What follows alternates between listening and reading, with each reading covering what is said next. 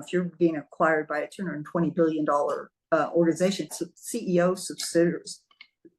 of the new subsidiary probably isn't going to go to the board, because the board is probably, they don't have room. They don't have that many seats. We've made some pretty big acquisitions on various boards that I'm on. They blend into the rest of the management structure. Sometimes those individuals, thrive in a great way and they end up becoming, leaders within that bigger company. But they start with an earnout, because often when somebody who's created something and they've been a founder, the reason they're selling is because they're wanting an exit, that, they want to retire. They want to go, enjoy the fruits of their labor. But one of the things you're always interested in is their bench strength.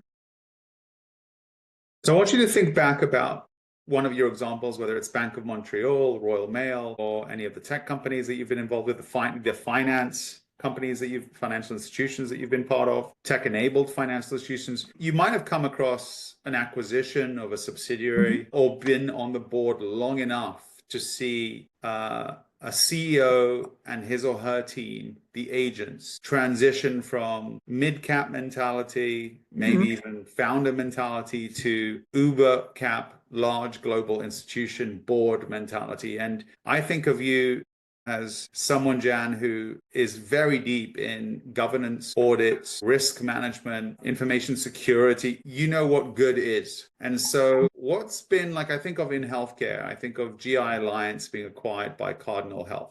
GI Alliance in 2018 was 60 physicians. It's now well over 1,000 positions, a couple of $1 billion of revenue. Don't hold me exactly to that. So Cardinal Health is $226 billion in annual revenues, 50,000 employees. And let's assume Jim Weber, who I think remains as the CEO of GI Alliance, he's certainly the founder, is invited into the board and has to speak on behalf of this subsidiary. And now he's reporting to a board that is responsible for $226 billion of annual revenues, 50,000 employees worldwide. What are the big differences? What's the wave that's going to hit him hardest in this new paradigm that he finds himself in? He's used to boards. He's been private equity owned. He was owned by Ward Capital Private Equity. Then they did a management leveraged buyout with Apollo. He's seen institutions, but he's never been public company owned by a $250 billion behemoth. So if you were to focus him and say, what's changed? What would you say? Well, I think I couldn't even tell you how many dozens of M&A deals that I've been involved in across my career where that was often the case, where something is acquired and bought into something else. Like one of the companies I was on, we sold to Hitachi for $9.6 billion. And when I went on the board, it was $200 million, and it sold into Hitachi, and so even at that size, it's just, part of, a much bigger ocean rather than, the local lake that it was in. I think it doesn't start with when they show up. This should be part of the due diligence, and it should be part of the understanding of the deal. One of the things that you're always looking at is kind of, are you going to continue to have autonomy? Are you bringing something different that, we need to protect a brand because of what we purchased? Or are we buying in some skills and things like that will integrate very well to something that we already do, but it will lift it up. As you talk about something like innovation and all that, sometimes the boutique off to the side that's got 100 people can make your 2,000 people very effective by bringing new skill sets. So I think, first of all, you have to start with, what are they bringing to the table, and what is the agreement? One of the big things, if you're being acquired by a $220 billion organization, CEO of the new subsidiary probably isn't going to go to the board, because the board is probably dealing. They don't have room. They don't have that many seats. They're very unlikely to go on the board, but they may not even go into the board. We've made some pretty big acquisitions on various boards that I'm on, and maybe they come along at some point to tell us a bit about their business and all, but they blend into the rest of the management structure. Sometimes those individuals, thrive in a great way and they end up becoming, leaders within that bigger company. Other times they start with an earnout, because often when somebody who's created something and they've been a founder and they love the entrepreneurial lifestyle and all that, the reason they're selling is because they're wanting an exit, that, they want to retire, they want to go, enjoy the fruits of their labor. So you do an earn-out arrangement where, they stay to do certain things and then they're planning to go. But one of the things you're always interested in is their bench strength. And, if they go, what does that mean to the company? And, do they have some very strong skills that may be able to be lifted up within the wider organization? Because that's one of the selling points for the people coming on board is, the career path has broadened considerably. They're usually going to integrate into some of the base systems, whether it's the HR system, the finance systems, the risk management systems. And sometimes that can be challenging. I've brought on some pretty big companies who, may be purchased by a US or Canadian company, and they're not used to the SEC type of oversight. And like, why do we have to do it that way? That's really stupid. Well, it doesn't matter whether it's stupid or not. That's what we're required to do under certain regulation in the United States. So I think people understanding some of the things that they're going to be obliged to do and some of that can make their life easier because, they don't have to worry with, whether or not the desktops are, working or not, because there's the big structure to do that. But then some of the other things get frustrating because of the fact that they don't have the autonomy and freedom to make the moves.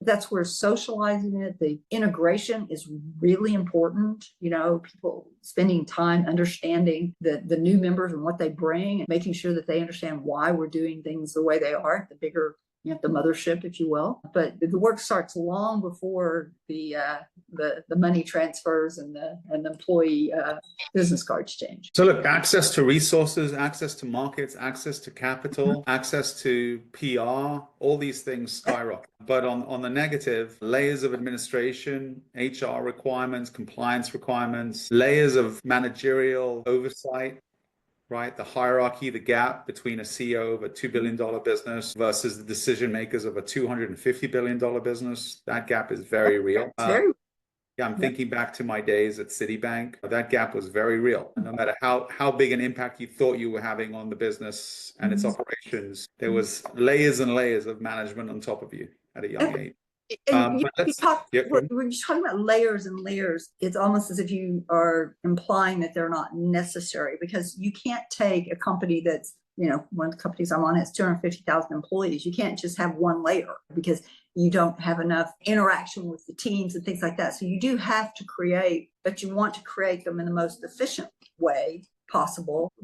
People need to understand really what are the guardrails of the decision making that they can do, because there are certain things that you're going to give people a lot of autonomy, and there are others where we're going to have zero tolerance, and things like safety of employees may be an area of zero tolerance, whereas how you approach new clients, you may have a little bit, you may be required to use the same logo and brand, but you may have some other approaches to how you go that locally. The layers, are also, an indication of the fact that you're probably, if you're 220 billion, you're probably in some different adjacent sectors. You're in a lot of different geographies. You're in a lot of different, smaller, those kind of things. Whether you call it layers or just different, structure, they're necessary.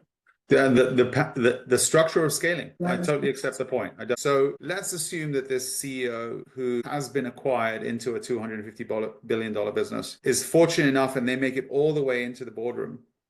Let's assume maybe they're bringing $50 billion of additional revenue. So large enough, material enough that they're demanding a board seat and the parent company feels generous and they give out the seat.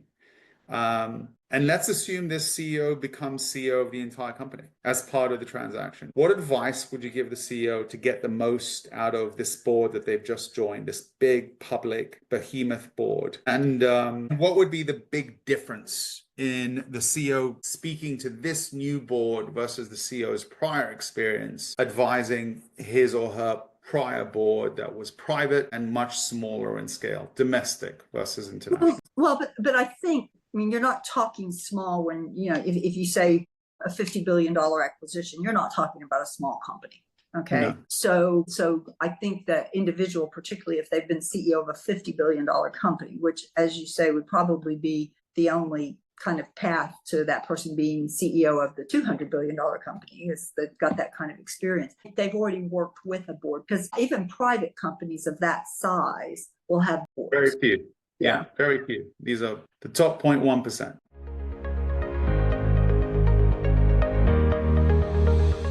Thank you for joining us on Analyzing Healthcare. Stay informed and stay inspired. Don't forget to subscribe and visit scale-community.com to become a Scale Community member. Until next time, keep exploring the ideas that shape our healthcare systems.